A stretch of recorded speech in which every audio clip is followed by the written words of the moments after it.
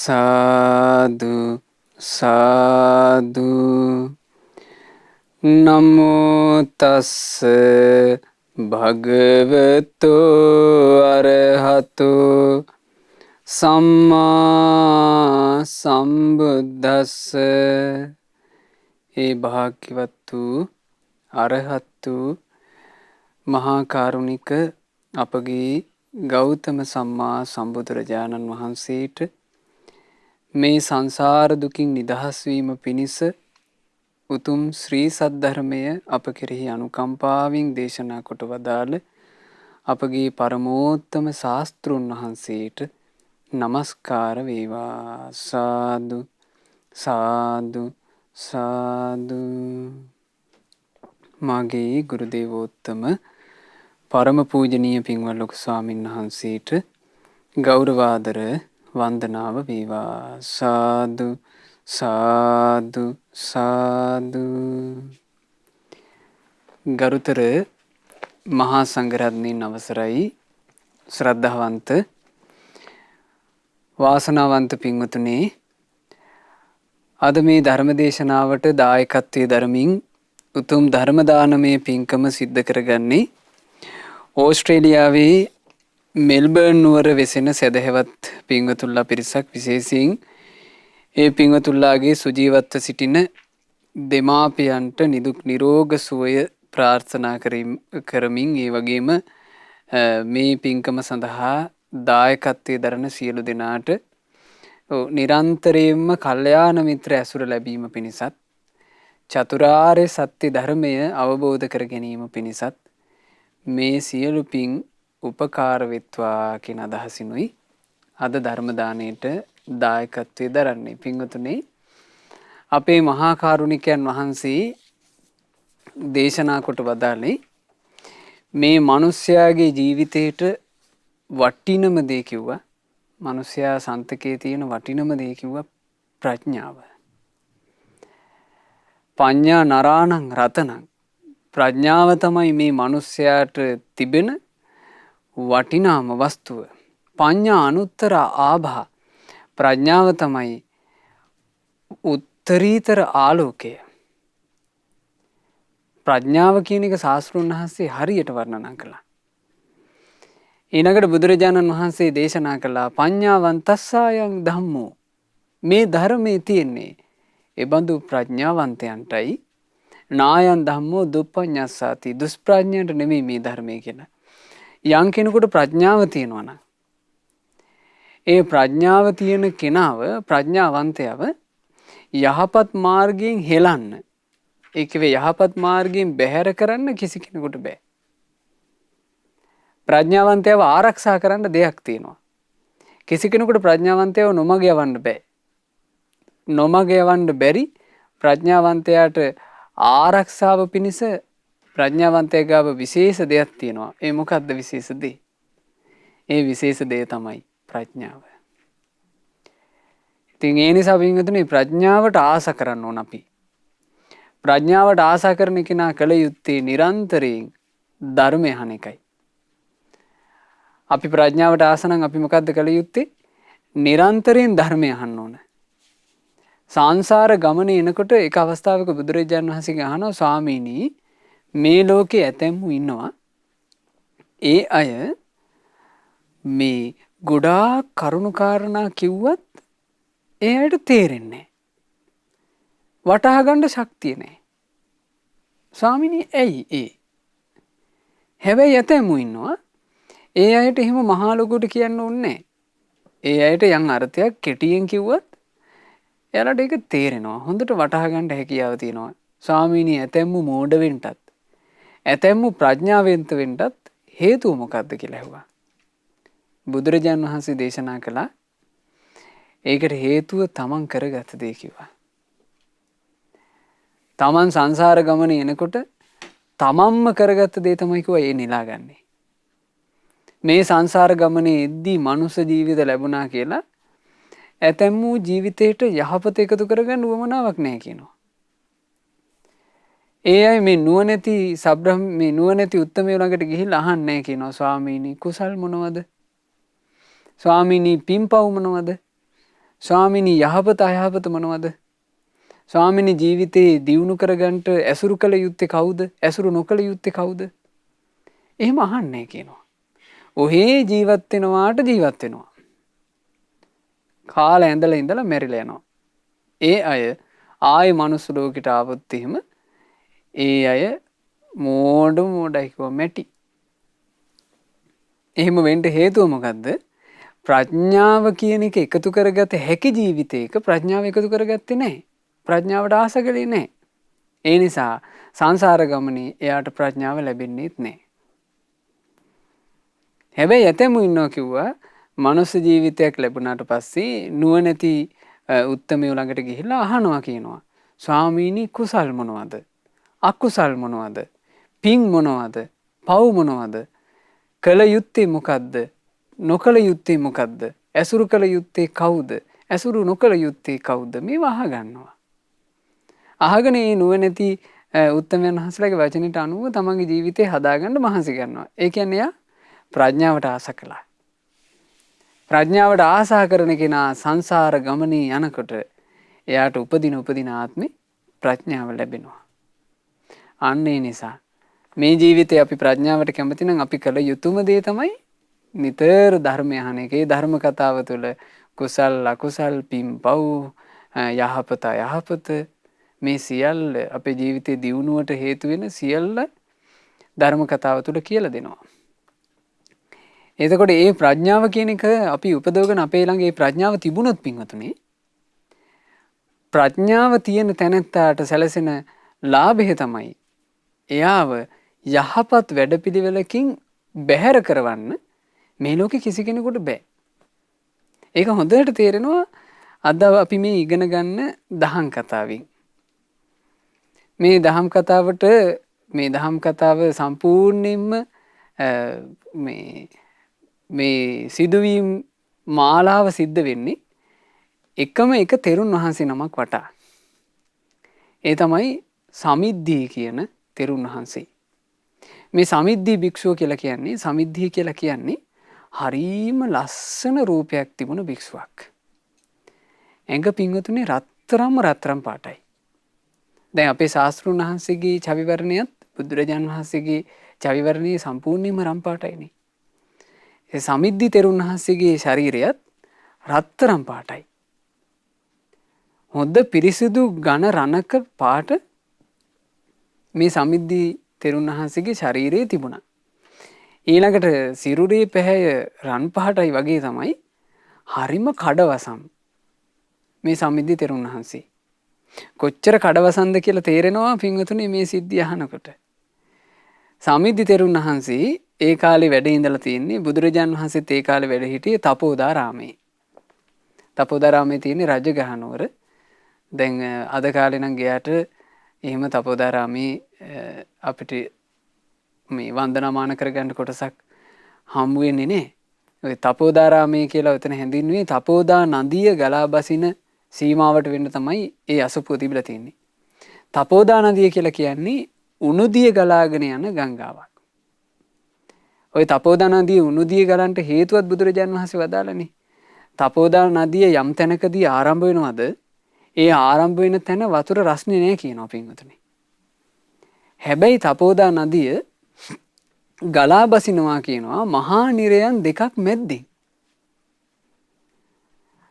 මහා නිරය කියලා කිව්වම පින්වතුන් අහලා තියෙනවනේ.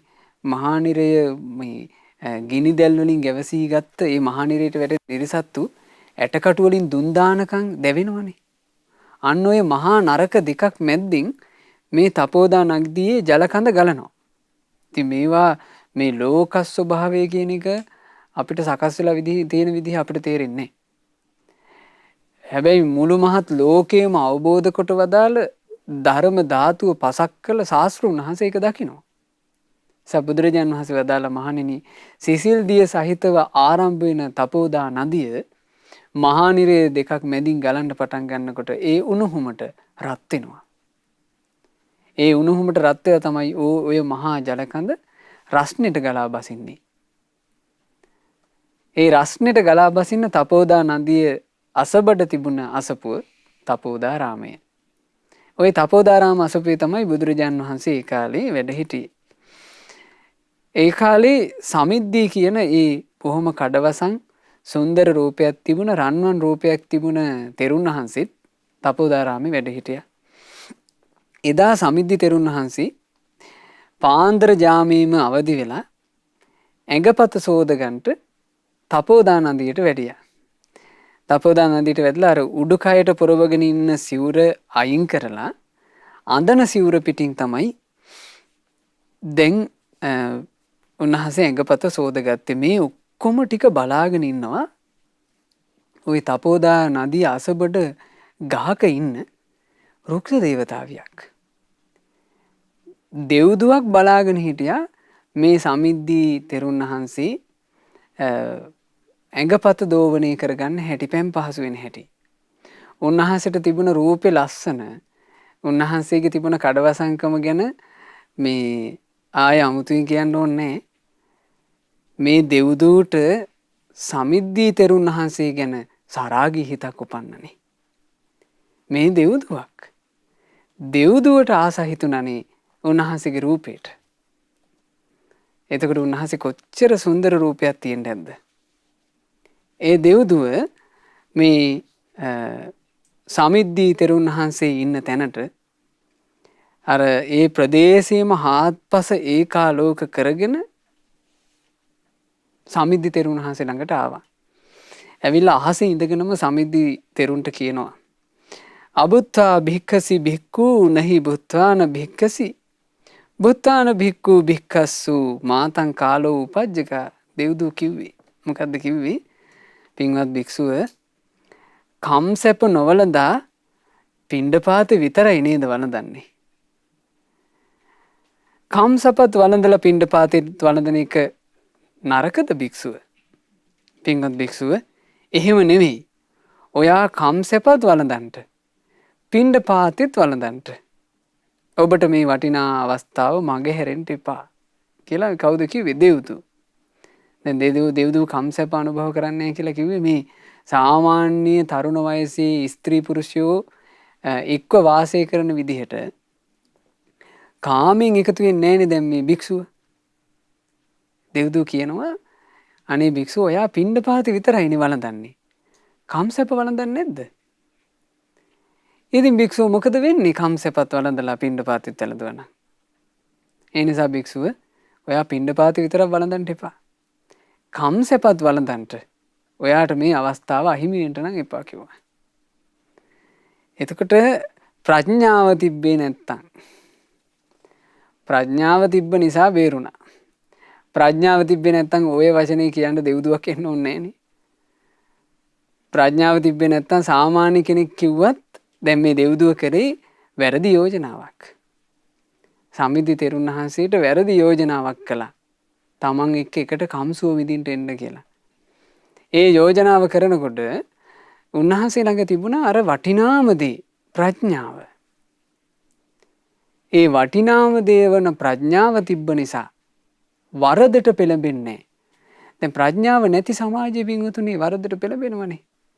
වර්තමානයේ ගත්තොත් එහෙම කොච්චර මේ සමාජයේ මේ අපිට වැරදි වලට පෙළඹීම් ඇවිස්සිලි දකින්න ලැබෙනවද?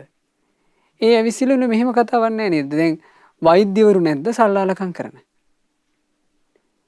වෛද්‍ය වෘත්තියෙන් ඉහළට ගියපු අය ඉන්නවා හැබැයි සල්ලාලයෝ. ඊළඟට අපි හිතමු තවත් සමාජයේ ඉහළ ව්‍යාපාරිකයෝ ඉන්නවා. හොඳ ධනවත් දැනුගත් හැබැයි සල්ලාලයෝ. ඊළඟට කතිකාචාර්යවරු ඉන්නවා සල්ලාලයි. එතකොට මේ විෂය ධාරාවලින් උගත්කම කියන එක නෙවෙයි මෙතන ප්‍රඥාව කිව්වේ. මිනිස්සු සාමාන්‍ය මිනිස්සු හිතනවානේ විෂය ධාරාවකින් ඉහළට ගියා ගමන්ම ඒගොල්ලෝ නම් හරි ප්‍රඥාවන්තයි කියලා. ඒ හින්දා නෝ විෂය ධාරාවලින් ඉහළට ගියපු අයව ඉස්සරහට අරගෙන අසත්පුරුෂයෝ අධර්ම පතුරවන්න මහන්සි ගන්නේ. ඒක නෙවෙයි මෙතන කියන්නේ. ප්‍රඥාවෙන් මොකද්ද කරන්නේ? යහපත අයහපත කුසලය අකුසලය හරි වැරදි අඳුන ගන්න එක. ආන්න ඒකට තමයි ප්‍රඥාව කියන්නේ. ඒ නිසා කියනවා පින්වතුනි ප්‍රඥාවට ඇස කියලා. පඤ්ඤා චක්කු ප්‍රඥාව කියන්නේ ඇහැක්. ඒ ඇහෙන් තමයි යහපත අයහපත වෙන් කරන්නේ. ඒ ඇහෙන් තමයි පින්පව් වෙන් කරගන්නේ. ඒ ඇහෙන් තමයි සත්පුරුෂයා අසත්පුරුෂයා වෙන් කරගන්නේ. ඒ ප්‍රඥාව කියන ඇහෙන් තමයි තමන්ගේ ජීවිතයේ යහපත වෙන්නේ කොහොමද අයහපත වෙන්නේ කොහොමද කියලා වෙන් කරගන්නේ. සමිද්දී තෙරුන් වහන්සේ ළඟ ඒක තිබුණා. ඒ නිසා දෙව්දුවකටවත් බැරි වුණා උන්වහන්සේ නොමග යවන්න. උන්වහන්සේ කියනවා කාලෝ වෝහං න ජානාමි. චන්නෝ කාලෝ න දිස්සති තස්මා අබුත්තා බික්කාමි මා මං කාලෝ උපජ්ජකා. දෙව්දුවට උත්තර දෙනවා. අවස්ථාව දෙව්දු ඔය අවස්ථාව කියලා ඔය අදහස් කරපු එක මට තේරෙන්නේ. කාලය ආසාවෙන් වැහුනම ඇත්ත පේන්නේ. බලන්න උන්වහන්සේ කියපු අර්ථේ. කාලය ආසාවෙන් වැහිලා ගිව්වාම ඇත්ත පේන්නේ. ඒ නිසා ඔයාගේ උපදෙස් තෝරන්නේ දෙව්දු. මම පිණ්ඩපාත විතරක් වළඳන්නම්. මට කම්සැප වැළඳින්න ඕනේ. මට මේ උතුම් අවස්ථාව ඉක්මවා යන්න නම් එපා කිව්වා. කාලය ආසාවෙන් වැහුණා කියලා කිව්වේ මොකද්ද? තරුණ කාලේ මේ අපේ තරුණ වයසයි. මේ තරුණ වයස කියලා කියන්නේ මේ සුන්දර විදිහට හිතන්න ඕන කාලයයි. එහෙම අමුතු ඒවා තියෙනවනේ මේ සමාජයේ. තරුණ වයස කියලා කියන්නේ මේ කාලා ඇඳලා නටලා ප්‍රීතියෙන් ඉන්න ඕන කාලයයි. එහෙම තියෙනවනේ නේ. එතකොට මේ අදහස් ප්‍රඥාවන්තේවාද අන්තිම මේ මෝඩ අදහස්ද? මෝඩ අදහස්. සමාජයේ පෘථග්ජනයන් විසින් නිර්මාණය කරන ලද මෝඩ අදහස්. කාලය කියන එක ආසාවෙන් වහනවා කියන්නේ ඒක. ඒ කාලේ හටගන්න ලාමක ආසාවල් ඔක්කොම විසින් එයාගේ ජීවිතේ ඇත්ත කතාව වහලා දානවා. එයාට ඇත්ත පේන්නේ. ඊට පස්සේ එයාට අමතකයි මේ තරුණකම යනු අහිමි වෙන දෙයකි කියලා අමතකයි. මොකෝ මේ ලෝකේ උපදින මිනිස්සු පින්වතුනි හැමදාම තරුණ වෙලා ඉන්නවද? තරුණකම කියලා කියන්නේ අවුරුදු 10කට 20කට පොඩි කාලයකට තියෙන එකක් නේද? ඒක ඉවරයි. තරුණකම කියන එක මුළු ජීවිත කාලෙම තියෙන්නේ. හැබැයි තරුණ කාලේ ඒ තරුණ කාලේ ඇති වෙන ආසාවල් වලට මත් වෙන කෙනාට ඇත්ත පේන්නේ නැතුව යනවා. තමුන් නාකි වෙනවා කියලා අමතකයි. මේ තරුණ කාලේ තියෙන නිරෝගී ශරීරය අහිමි වෙනවා කියන එක අමතකයි. ලෙඩ වෙනවා කියන එක අමතකයි. අන්න ඒකටයි තමයි කිව්වේ කාලය ආසාවෙන් වැහුනම ඇත්ත පේන්නේ. එතකොට දෙව්දුව අහසෙන හිටියේ. දෙව්දුව බැස්ස පොළොවට. පොළොවට බැහැලා සමිද්ද තෙරුන් වහන්සේට කිව්වා මෙහෙම. නෑ භික්ෂුව මං කියන්නේ මේක. මං ඔයාට කියන්නේ මේක. ඔයා තාම තරුණයි.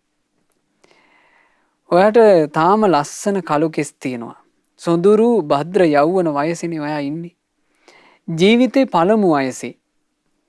කාම ක්‍රීඩාව නොකරලා නේද ඔයා ඉන්නේ. මේ සමිද්ද තෙරුන් වහන්සේ කියලා කියන්නේ බොහෝම තරුණ වයසේ පැවිදිච්ච කෙනෙක්. මේ විවාහයක් ආදී සිද්ධ කරගත්ත කෙනෙක් නෙමෙයි. ඒ දෙව්දු කියනවා ඔයා තාම කාම ක්‍රීඩා කරලා නෑ නේද? පින්වත් භික්ෂුව මේ මනුස්ස ලෝකේ මේ ලැබිලා තියෙන කාම සම්පත්තියත් ඔයා වළඳන්ට. මේ ජීවිතේ ලබන්න තියෙන සැප අත්හැරලා පරලෝකදී ලැබෙන කාලයකට අයිති සැපක් පස්සේ දුවන්න එපා. ඕම් බලන්නකෝ දෙව්දුලත් කියලා තියෙන කතා. ඒ දෙව්දු කියනවා මේ ජීවිතේ ලබන්න තියෙන මේ සැප ටික අත්හැරලා මේ පරලෝකදී ලැබෙන්න තියෙන මේ කාලයට අයිති සැප පස්සේ දුවන්න එපා කියනවා දෙව්දු. හරියට වර්තමාන අසත්පුරුෂ මාධ්‍ය වගේ මේ දෙව්දුත්.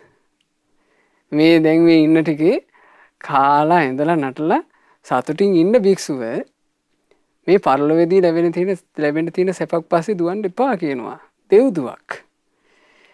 එතකොට සමිද්දී තෙරුන් වහන්සේට ප්‍රඥාව තිබ්බ නිසා උන්වහන්සේ කියනවා නක්වාහං ආවසෝ සන්දිට්ඨිකං හිත්වා කාලිකං අනුදහවාමි. නෑ දෙව්දුව මම මේ ජීවිතේ ලබන්න තියෙන සැප අතහැරලා කාලයකට අයිති දෙයක් හොයාගෙන දුවනව නෙමෙයි. කාලිකංචක වහං ආවුසෝ හිත්වා සන්දිට්ඨිකං අනුදහවාමි.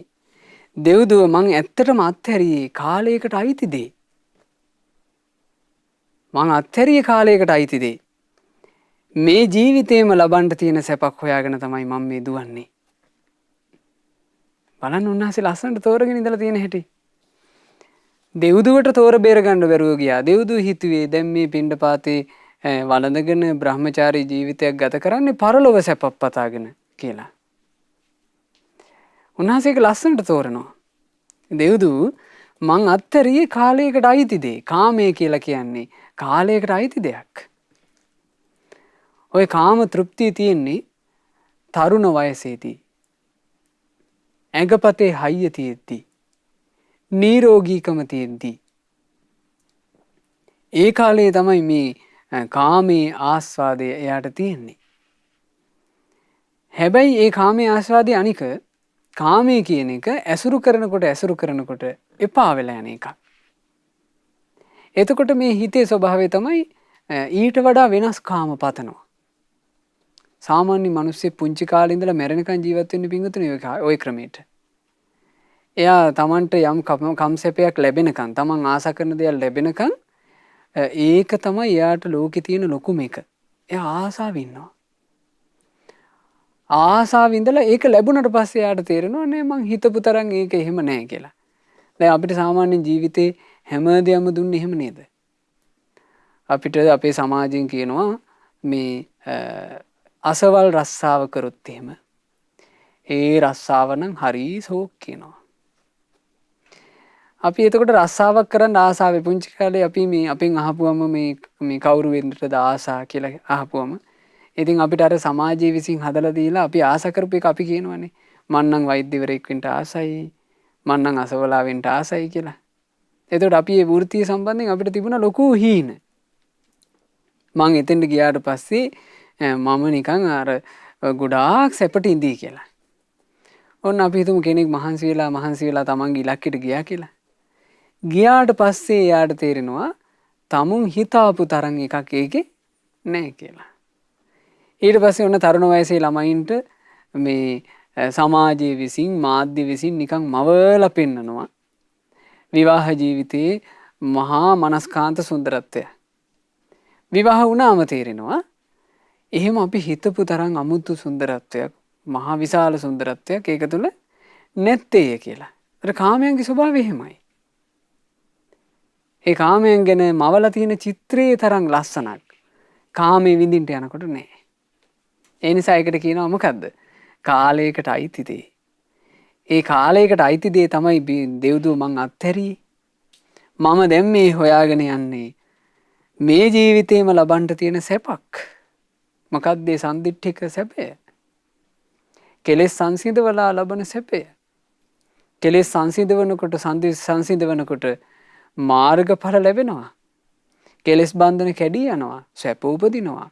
හැබෑම සැප උපදිනවා. කාලිකාහි ආවුසෝ කාමා වුත්තා භගවතා බහු දුක්ඛා බහු පායාසා ආදීනවෝ ඉත්ත බිහියෝ. දෙව්දුව අපගේ භාග්‍යතුන් වහන්සේ වදාළේ මේ කාමයන් කාලයකට අයිති කියලා. ගොඩාක් දුක් සහිතයි කියලා. හරි පීඩා සහිතයි කියලා.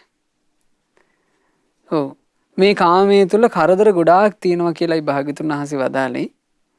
මේ කරදර සහිත කාමය කෙනෙකුට හිතෙන්නේ මේ කරදර සහිතයි කාමය. නමුත් එයාට අර මහා කරදර ගොඩ ASCII ලාමක චූටි සැපයට එයා මත් වෙලා යනවා. නැත්තම් කාමය කියලා කියන්නේ මහා දුක්ඛන්දරාවක්. කාමයේ ගැන වදාරනකොට බුදුරජාන් වහන්සේ දුක්ඛන්දරාව වදාළනේ. මහා දුක්ඛක්ඛන්ද සූත්‍රය, චූල දුක්ඛක්ඛන්ද සූත්‍රය අපිට කියව ගන්න පුළුවන්. ඒ දේශනාවල තියෙනවා මේ කාමයන් නිසා විඳවන දුක. කාමයන් නිසාම කියනවා. කාමයන් හේතු කරගෙනම කියනවා මේ මනුස්ස ලෝකේ උපන්න මිනිස්සුන්ට පුංචි කාලේ ඉඳලා මහන්සි වෙන්න වෙනවා ජීවිතේ යම් ඉලක්කයක් ඇතුව. මේ ඉලක්කයක් කියලා කිව්වේ එයා ඉස්සරහට සුවසේ කාමයේ උපයන්න පුළුවන් රස්සාවක් හොයාගන්න ඕන. ඒ රස්සාව වෙනුවෙන් එයා පුංචි කාලේ ඉඳලා මහන්සි වෙන්න ඕන. ශිල්ප ඉගෙන ගන්න ඕන. එක්ක අතේ පයේ ශිල්පයක්, එහෙම නැත්නම් පොතේ පතේ ශිල්පයක්, ගණන් හදන්න මොනවා හරි එයා ඉගෙන ගන්න ඕන. එතකොට ඉතින් ඉගෙන ගන්න කාලේ ගැන ඔබට මතක ඇතිනේ කොච්චර හෙම්බත් වෙනවද කියලා. මේ කුමක් උදෙසාද?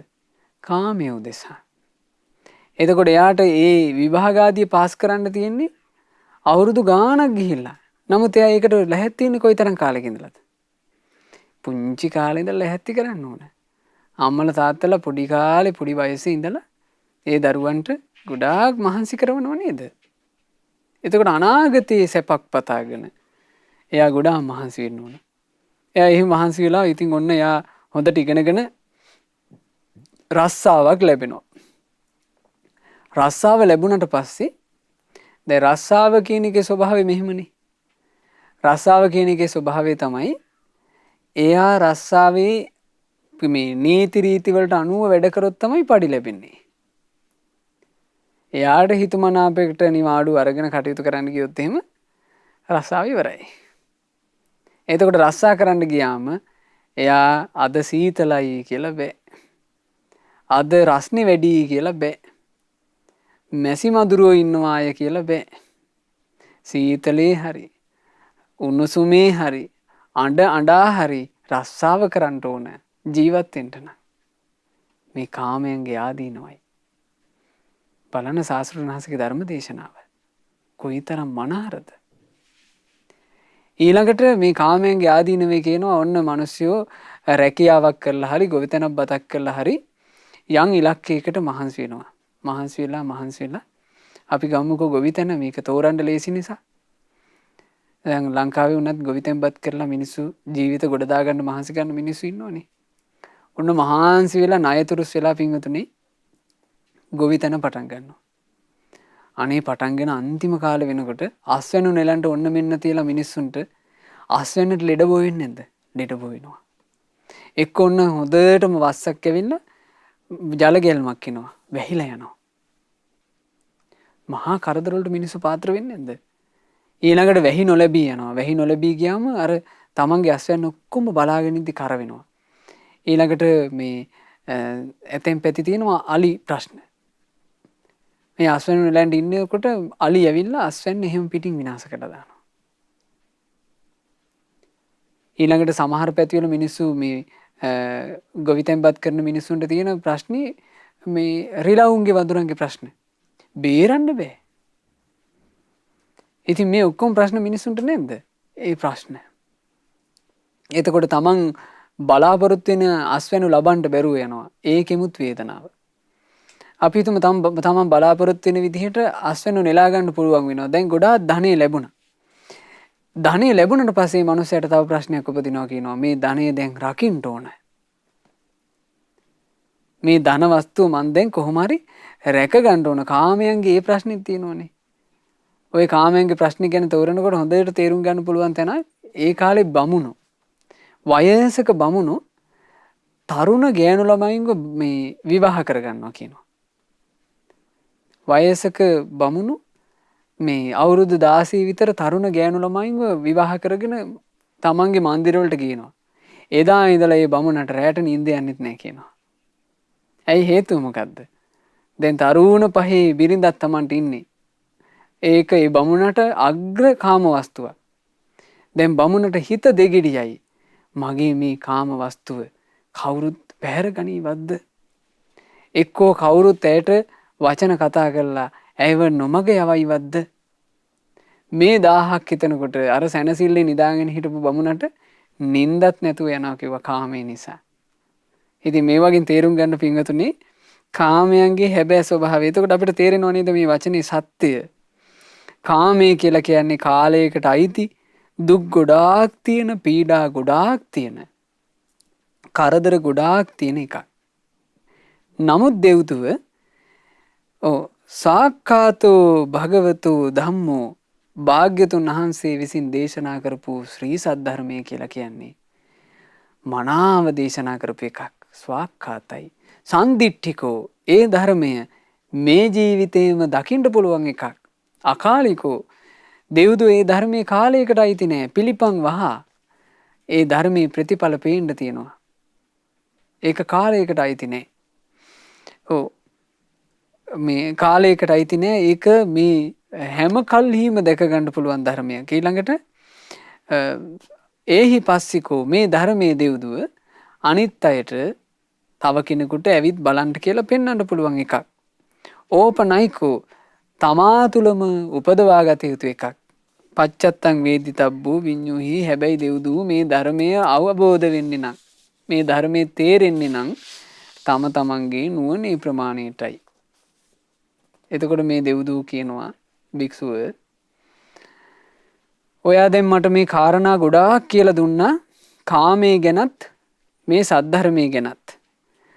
අනේ භික්ෂුව මට ඉතින් කියලා දෙන්නකෝ මේ සද්ධර්මය මෙලොවදීම දකින්නේ කොහොමද? ඕනම කාලයක දකින්නේ කොහොමද? ඇවිත් අවබෝධ කරගන්න කියලා පෙන්නලා දෙන්නේ කොහොමද? තමා තුළට පමුණවා ගන්න ඕනේ කොහොමද? මේ ධර්මයේ තම තමන්ගේ ප්‍රඥාවෙන් දැක ගන්නවා කියන්නේ මොකක්ද කියලා භික්ෂුව මට කියලා දෙන්නකෝ කිව්වා. එතකොට සමිද්දි තෙරුන් වහන්සේ කියනවා මේ ඇත්තටම දෙව්දුව මං ළඟදි පැවිදි වුණේ. එතකොට මේ සිද්ධිය වෙනකොට සමිද්දි තෙරුන් වහන්සේ පැවිද්දෙන් අලුත්නේ. මං ළඟදි පැවිදි වුණේ. මං ශාසනයට අලුත් කෙනෙක්. ඉතින් මට බෑ එහෙම මහා විස්තර සහිතව ওই කාරණේ පහදන්න. ඉතින් භාග්‍යතුන් වහන්සේ වැඩ ඉන්නවනේ දෙව්දුව මේ තපෝදාරාමෙම. ඔයා භාග්‍යතුන් වහන්සේ ළඟට ගිහිල්ලා භාග්‍යතුන් වහන්සේ බැහැ දැකලා ওই ප්‍රශ්නේ අහගන්න. භාග්‍යතුන් වහන්සේ ඔයාට පිළිතුරු දෙයි කිව්වා. එතකොට ඔන්න දෙව්දුව කියනවා ලස්සන කතාවක්. නකෝ බික්කු සුකරෝසෝ භගවා අම්හෙහි උපසංකමිතුම්. අයියෝ පින්වත් භික්ෂුව අපි වගේ උදවියට ඒ භාග්‍යතුන් වහන්සේ කරා එහෙම ලේසියෙන් යන්න බෑ. අඤ්ඤාහි මහේසක්කාහි දේවතාහි පරිවතු. භාග්‍යතුන් වහන්සේව පිරිවරාගෙන ඉන්නවනේ අනිත් මහේසාක්‍ය දෙවිවරු. මේ පින්වතුනි අපේ ශාස්ත්‍රඥ වහන්සේ. අපි සරණ ගිය බුදුරජාන් වහන්සේ. එතකොට බුදුරජාන් වහන්සේව නිරන්තරයෙන් පිරිවරාගෙන ඉඳලා තියෙනවා. මහේසාක්‍ය මහානුභාව සම්පන්න දෙවිවරු. ඒ නිසා භික්ෂුව එහෙම නෙමෙයි. ඔයා භාග්‍යතුන් වහන්සේ බැහැ දකින්ට යන්න. ගිහිල්ලා මං යහපු කාරණේ භාග්‍යතුන් වහන්සේගෙන් විමසන්ට. අපිත් බණහන්ට එන්නම්. ඒ දෙව්දුව කියනවා ඉතින් අපිත් ඒ බණපදේ අහගන්න එන්නම් කියලා. ඉතින් සමිද්දි තෙරුන් වහන්සේ කැමති වුණා. කැමති වෙලා බුදුරජාන් වහන්සේ ළඟට ගිහිල්ලා භාග්‍යතුන් වහන්සේට ආදරයෙන් වන්දනා කරලා ඔය විස්තරي ඔක්කොම කිව්වා. දැන් ඔය උදෑසන කාලේ සිද්ධ වෙච්ච සිද්ධිය. කියලා බුදුරජාන් වහන්සේට කියනවා ස්වාමීනි ඒ දෙව්දුවමයි කිව්වේ මට මේ ප්‍රශ්න අහන්න කියලා. දෙව්දුව කියපු කතාව ඇත්තක් නම් ඒ දෙව්දුවත් මේ ළඟ ළඟම ඇති ස්වාමීනි කිව්වා. දැන් සමිද්දි ස්වාමීන් වහන්සේට පේන්නේ නැහනේ. දෙව්දුව ඒ දෙව්දුව පේන්න ඇවිල්ලා නැහැ. එතකොට කියනවා ස්වාමීනි ඒ දෙව්දුව ඇත්තම නම් මට කිව්වේ මේ වෙද්දි ඒ දෙව්දුව මේ ළඟ ඇති කිව්වා. එතකොට ඔන්න හඬක් ඇහෙනවා.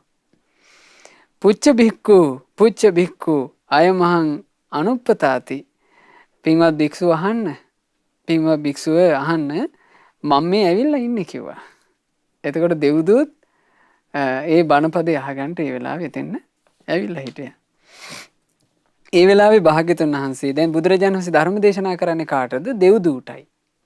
හැබැයි මෙතන සමිද්දි තෙරුන් වහන්සේත් මේ බණපද අහගෙන ඉන්නවා. බුදුරජාණන් වහන්සේ ධර්ම දේශනා කළා ඒ දෙව්දුවට මේ සත්වයන් හඳුනාගන්නේ පංච උපාදානස්කන්ධයයි. දෙව්දුව මේ සත්වයෝ අඳුනගන්නේ පංච උපාදානස්කන්ධය. ඒ කිව්වේ මේ සත්වය හැමතිස්සෙම අඳුනගන්නේ මොකද්ද පින්වතුනි? රූපයක්, විදීමක්, හඳුනා ගැනීමක්, චේතනාවක්, විඥානයක්. ඔය පහ තමයි ජීවිතය කියලා කියන්නේ. මේ සත්වයෝ තමන් ගැන විමසුවත් විමසන්න තියෙන්නේ රූප, වේදනා, සංඥා, සංස්කාර, විඥාන. ඔය පහ. අනුන් ගැන විමසුවත් විමසන්න තියෙන්නේ රූප, වේදනා, සංඥා, සංස්කාර, විඥාන කියන ඔය පහ. ඒ නිසා මේ සත්වයන් හඳුනා ගන්න තියෙන්නේ ඇසුරු කරන්න තියෙන්නේ පංච උපාදානස්කන්ධයක් විතරයි. පිහිටලා ඉන්නෙත් ඒ පංච උපාදානස්කන්ධෙමයි. පිහිටලා ඉන්නවා කියලා කිව්වේ මේ ජීවිතයේ විදිහට අපිට තියෙන්නේ පංච උපාදානස්කන්ධය. මේ පංච උපාදානස්කන්ධෙමයි අවබෝධ නොකලෙත් මේ මිනිසයා මොන මොන දේවල් වටහා ගත්තත් පින්වතුනි වටහා නොගත්තේත් කුමක්ද? පංච උපාදානස්කන්ධය. එහෙම නැත්නම් ජීවිතේ. මේ මිනිසයාට නොතේරිච්ච තැන කොතනද? ජීවිතේ තේරුන්නේ.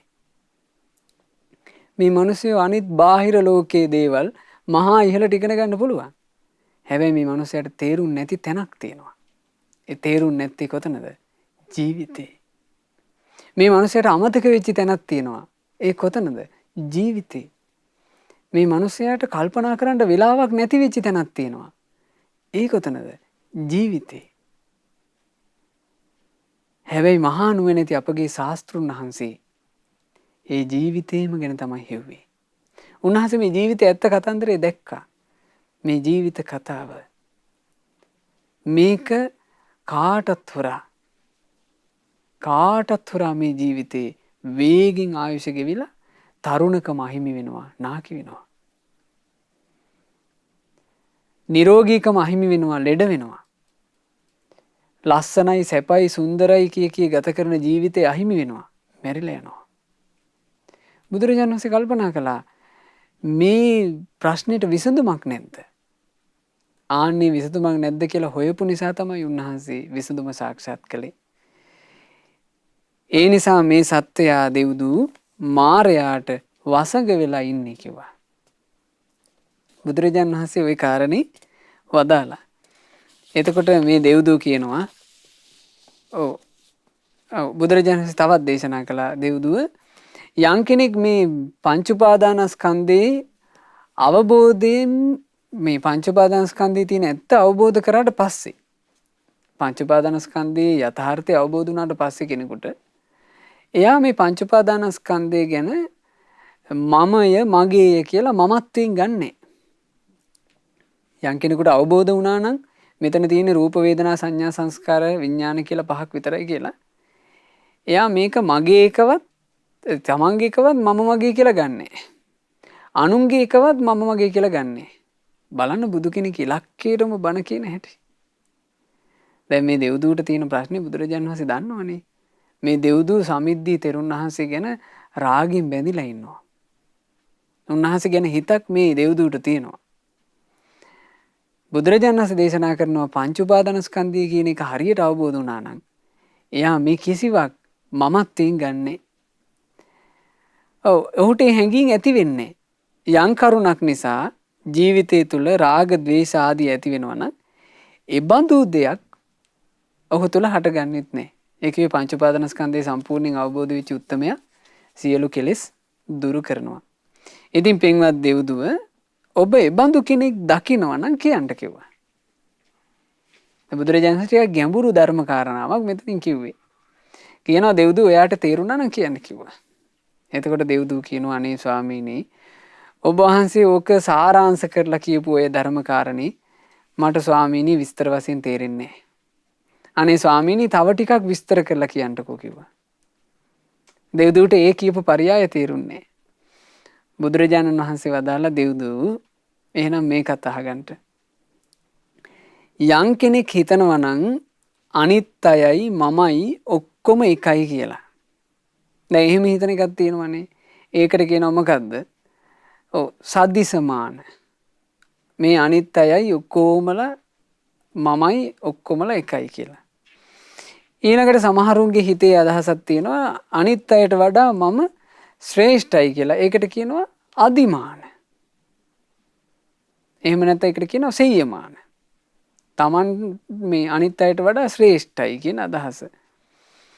අන්න ඒ නිසා තමයි මේ අය අනිත් අයත් එක්ක වාද විවාද කරගන්නේ. නමුත් දෙව්දුව යම් කෙනෙක් තුල ඔය මාන්නේ කියන මේ ඔය මාන්න තුල ඇති වෙන කම්පාව නැත්තම් ඔය මාන්න තුල මිනිස්සයා හරියට සෙලෙන් මේ කම්පා වෙනවා. මේ සමාජ ජීවත් වෙන මිනිස්සයා ඔය මාන්න නිසා හරි කම්පාවෙන් ඉන්නේ. ඔය මාන්න මේ මිනිස්සයාගේ ජීවිතය තුල නැත්තම් දෙව්දුව ඔහුට මේ මම සමානයි මම හීනයි මම ශ්‍රේෂ්ඨයි කියලා මෙහෙම අදහස් නැහැ. දෙව්දුව ඒ බඳු කෙනෙක් ගැන ඔයාට තේරෙනවද කියලා ඇහුවා. දෙව්දුවට ඔය කියපු කාරණේ වැටහුණෙත් නැහැ. එතකොට දෙව්දුව ආයේ ඉල්ලනවා අනේ ස්වාමීනි මට තවත් මේක පැහැදිලි කරන්න කිව්වා. එතකොට බුදුරජාණන් වහන්සේ වදාලා දෙව්දූ කෙනෙක් සම්මුතියත් අත්හැරියනම් විවිධාකාර වූ මාන්නයට පැමිණුණේ නැත්නම් මේ නාම රූප ගැන තියෙන තණ්හාවක් නැති කළා නම් සියලු කෙලෙස් ගැටත් සිඳලා දැම්මා නම් දුක් රහිත වුණා නම් ආසා රහිත වුණා නම් දෙවියෙකුටවත් මිනිසියෙකුටවත් මෙලොව හරි පරලොව හරි ස්වර්ගයේ හරි ඕනෑම සත්ත්ව සන්නිවාසයක කොච්චර හෙව්වත් ඒ බඳු කෙනෙක්ගේ උපතක් හොයාගන්න බෑ. දෙව්දු ඔයාට මේක තේරුණාද කියලා ඇහුවා. මේ කා ගැනද කිව්වේ? රහතන් වහන්සේ ගැන. දෙව්දු මේ කෙලෙස් එක්ක පටලැවි ඉන්න එකෙන් මිදුණා නම් ඒකමයි සැනසෙල්ල කියලා. එතකොට දෙව්දු මේ කාරණා තුනම කල්පනා කළා. කල්පනා කරලා ඒ දෙව්දු කියනවා ස්වාමීනි මට ඔය කියපු කාරණේ මේ විදිහට තේරුණා. මොකද්ද? කයින් වචනයෙන් මනසින් පව් නොකළ යුත්තේය. ඔන්න බලන්න දෙව්දුව ගානට මේක ගලපගෙන තියෙන හැටි. දෙව්දුව තමන් ප්‍රායෝගිකව කළ යුතු දේ වටහා ගත්තා. සිත කය වචනයෙන් පව් නොකළ යුත්තේය. මේ ලෝකේ සියලු කාමයන් අත්හැල යුත්තේය. සිහියෙන් යුක්තව වාසය කළ යුත්තේය. හොඳ නුවණින් යුක්තව වාසය කළ යුත්තේය. යහපත ඇති කරන අයහපත ඇති කරන කිසි දෙයක් නොකළ යුත්තේය. අන්න දෙව්දුව ප්‍රායෝගිකව පුරුදු කරන්න දෙයක් ඉගෙන ගත්තා. මොකද්ද? මේ දහම් කතාව අවසානයේ දෙව්දු ඔන්න ඔය මේ පැහැදිලි දැක්මට ආවා. සිත කය වචනෙන් පව් කරන්න හොඳ නැහැ. ලෝකේ ලාමක කාමයට අහු වෙලා වාසය කරන්න හොඳ නැහැ. කාමයේ අත්හරින්න ඕන. ඊළඟට හොඳ සිහියෙන් ජීවත් වෙන්න ඕන. ඊළඟට හොඳ නුවණින් ජීවත් වෙන්න ඕන. ඊළඟට අයහපත ඇති කරන ජීවිතයට අයහපත උපදින කිසි දෙයක් කරන්න හොඳ නැහැ කියලා දෙව්දුව මේ ධර්ම කතාවෙන් හරියට සතුටු වුණා. සමිද්දි තෙරුන් වහන්සේත් ওই ධර්ම කතාවෙන් හරියට පිංගුතුනේ සතුටු වුණා. ওই ධර්ම කතාව බොහෝ වෙලාවට සමිද්දි තෙරුන් වහන්සේටම ආශිර්වාදයක්. උන්වහන්සේ එදා ගොඩාක් මේ ශාස්ත්‍රුන් වහන්සේ ගැන ගොඩාක් හිත පහදව ගත්තා. ඒ චිත්ත ප්‍රසාදයෙන් උන්වහන්සේ ඒ කාලේ කියන්නේ උන්වහන්සේ එදා බොහොම හිත පහදවගෙන සමිද්දි තෙරුන් වහන්සේ මේ දහම් කතාව අවසන් වුණා. ඊට පස්සේ තව සිදුවීමක් සිද්ධ වුණා සමිද්දි තෙරුන්ගේ ජීවිතේ ගත්තාම ඒක උනේ පින්වතුනි මේ ශාක්‍ය ජනපදයේ බුදුරජාණන් වහන්සේ වැඩ හිටියේ ශිලාවතී කියන ජනපදේ. ඒ කාලේ සමිද්දි තෙරුන් වහන්සේ බුදුරජාණන් වහන්සේට නොදුර තැනක සමිද්දි තෙරුන් වහන්සේ වැඩ හිටියා භාවනාවෙන්. ඒ වැඩ ඉඳී උන්වහන්සේට මෙන්න මෙහෙම චේතසෝ පරිවිතක්කෝ චිත්ත පරිවිතර්කයක් හටගත්තා. මේක හරිය ලස්සනයි. මා මේ කියලා දෙන කාරණේ අහලා දැන් මේ සමිද්දි තෙරුන් වහන්සේ හිතපු විදිය ඔබත් ඒ විදියට හිතන්න හොරු වෙන්න. බලන්න උන්වහන්සේ හිතුවාට ලස්සනයි. ඔව් ලාභවත මේ අනේ මට කොයිතරම් ලාභයක්ද? සුලද්ධං වත මේ අනේ මට කොයිතරම් හොඳ ලාභයක්ද? මගේ ශාස්ත්‍රූන් වහන්සේ අරහත් වූ සම්මා සම්බුදුරජාණන් වහන්සේනේ. බුද්ධ රත්නේ සිහි කළා. අනේ මට ලාභයක්. මට මනා ලැබීමක්. මට ශාස්ත්‍රූන් වහන්සේ විදිහට මුණ ගැහුණේ බුදු කෙනෙක්. අනේ මට ලාභයක්. අනේ මට කොයිතරම් ලාභයක්ද?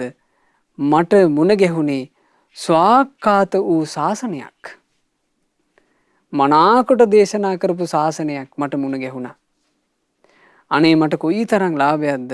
මට කොයිතරම් හොඳ ලාභයක්ද? මට කල්යාණ ධර්ම ඇති සිල්වත් ගුණවත් සඟරුවනක් ඇසුරු කරන්න ලැබුණා. උන්වහන්සේ සිහි කළේ මොනවද පින්වතුනි? තමන්ට මුණ ගැහුණු තෙරුවන සිහි කළා. මට ලාභයක්. මට ශාස්ත්‍රූන් වහන්සේ විදිහට බුද්ධ රත්නය මුණ ගැහුණා. මට ලාභයක්.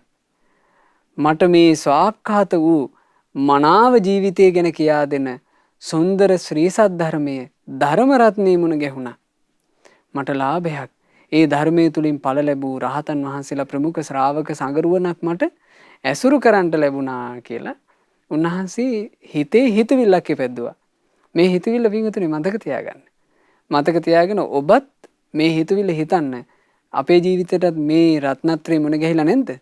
මුණ ගැහිලා තියෙන්නේ. ඒ අපිට ලාභයක්ද නැද්ද? ඒ අපිට ඒකාන්ත ලාභයක්. මේ අවුරුදු 60 70කට ලැබිච්ච කෙටි ආයුෂේ අපිට තෙරුවන් සරණ මුණ ගැහුණා කියලා කියන්නේ කොයිතරම් ලාභයක්ද? ඒ ලාභය අපිට මුණ ගැහුණා. සමිති තෙරුන් වහන්සේ ඕක හිතනකොට ඔය හිතුවිල්ල දැක්කා පාපි මාරයා. මාරයා දැකලා මාරයා මේ දැන් සමිති තෙරුන් වහන්සේ පාඩුවේ ඕක හිතනවනේ. මාරයා නිකන් බිහිසුණු අරමුණක් කළා නිකන් පොළොව පෙරලීගෙන එනවා වගේ. මහා සද්දයක් ආවා. සමිති තෙරුන් වහන්සේ ගැස්සුණා. ගැසිලා භාවනාවෙන් නැගිටලා බුදුරජාන් වහන්සේ ළඟට ගියා. ගිහින් කිව්වා ස්වාමීනි මම මෙහෙම භාවනා කර කර ඉද්දී මට මෙහෙම හිතුවිල්ලක් ඇති වුණා. ඔය හිතුවිල්ල ඇති වෙච්ච වෙලාවේ මට නිකන් පොළොව පෙරලෙනවා වගේ ඇහුණා.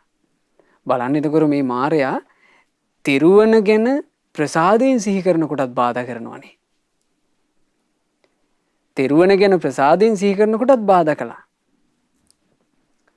එතකොට බුදුරජාන් වහන්සේ වදාලා භික්ෂුව ඔය පොළොව පෙරලෙනව නෙවෙයි. ඔය මාරයා. ඒ නිසා ඔබ ආයෙමත් ඒ රුක් සෙවණටම යන්න. ඒ රුක් සෙවණටම ගිහිල්ලා ඔබ එහිම වීරිය කරන්න. එහිම ඔබ භාවනා කරන්නට කියලා බුදුරජාන් වහන්සේ යොමු කළා. ඉතින් සාමිද්දි තෙරුන් වහන්සේ එහෙමයි ස්වාමීනි කියලා අවවාදී හිස් මුදුනින් පිළි අරගෙන වන්දනා කරලා පැදකුණු කරලා පිටත් වුණා. සමිද්දි තෙරුන් වහන්සේ එතනටම වැඩලා විශාරදව භාවනා කළා. දැන් විශාරදව කොහොමද එතන භාවනා කරන්නේ? ශාස්ත්‍රුන් වහන්සේගේ වචනේ පිළිගත්ත නිසා. නැත්තම් ශාස්ත්‍රුන් වහන්සේගේ වචනේ පිළිගත්තේ නැත්තම් එතෙන්ට යනකොටම බිය තැති ගැනීම වෙනවා. දැන් බුදුරජාන් වහන්සේගේ වචනේ ගැන ශ්‍රද්ධාවෙන් විශ්වාසයෙන් Tamanට බය හිතිච්ච ගහ යටම වාඩි වුණා. වාඩි වෙලා භාවනා කළා. ඒ භාවනා කරමින් ඉන්නකොට ආයමත් වතාවක් අර හිතුවිල්ලම ඇති වුණා. තෙරුවන ගැන ප්‍රසාදය හටගත්තා. මට ලාභයක්, මට බුද්ධ රත්නය මුණ ගැහුණා, මට ධර්ම රත්නය මුණ ගැහුණා, මට සංඝ රත්නය මුණ ගැහුණා කියලා හිතනකොටම ආයමත් පොළොව පෙරලනවා වගේ ඇහෙන්න ගත්තා. එතකොට සමිද්දි තෙරුන් වහන්සේ මේ පවිටු මාරයාමයි කියලා අඳුනගත්තා. තව තවත් බලවත් වීරිය කළා. සියලු කෙලෙස් නැසලා රහතන් වහන්සේ බවට පත් වුණා. ඒ සමිද්දි මහරහතන් වහන්සේ අරහත්ත්වේ පසක් කරලා රහතන් වහන්සේ විදිහට මාරයාට පිළිතුරු විදිහට මෙන්න මේ ගාථාව වදාලා මාරය මම ඔබව අඳුනගත්තා කියලා තේරෙන්න. සද්දායහං පබ්බජිතෝ අගාරස්මා අනගාරියං සතිපඤ්ඤාච මේ බුද්ධා චිත්තංච සුසමාහිතං කාමං කරස්සු රූපානි නේවමං ප්‍යාදිස්සති. මං ගිහි ජීවිතය අත්හැරලා බුද්ධ ශාසනයේ මහණ වුණේ ශ්‍රද්ධාවෙන්මයි. මම සිහියත් ප්‍රඥාවත් අවබෝධ කරලා ඉන්නේ. මගේ හිතත් හොඳට සමාධිමත් වෙලා තියෙන්නේ. ඔය විකාර දේවල් ඕන තරම් කරන්ට මට පීඩාවක් කරන්න හම්බ වෙන්නේ නැහැ. ඒ ගාථා වදාලේ කවුද? සමිද්දි මහරහතන් වහන්සේ. සමිද්දි මහරහතන් වහන්සේ වදාළ ඔය ගාථාමයි පින්වතුනි සමිද්දි තෙරුන්ගේ ගාථා විදිහට තේර තේරී ගාථා පොත් වහන්සේගේ අන්තර්ගත වෙන්නේ. ওই ගාථා වදාළවට පස්සේ පවිටු මාරයා දැනගත්තා සමිද්දි භික්ෂුව මාව අඳුනගත්තාය කියලා. නොසතුටු වුණා. එතනම නොපෙනී ගියා.